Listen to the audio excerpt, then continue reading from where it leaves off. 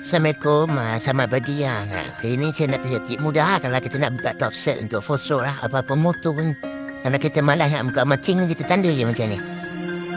Ni line tengah dia. Ni mating tengah. Kiri kanan ni dia backup je lah. Kalau hilang ke masa kecil ke apa nanti. Dia tak hilang lah ni. Nanti pasang balik pun cabut semua, nanti kita ikut je mating dia. Sini magnet confirm tak lari ni. Kalau tak yakin buka je sini. Nanti dia mesti okey dah. Kita cabut, kita keluarkan, nanti balik. Nanti masang balik. Kita ikut tanda yang ni, kita pergi tengah ni je. Yang ni kiri kanan center dia. Tak payah nak buka sini, nanti magnet pusing ke apa. Ni cara saya lah, kalau ikut komen lah. Macam saya berdua-dua tahun sembuhan. Okey je nak buka magnet macam ESPI semua boleh lah. Buka casing semua senang.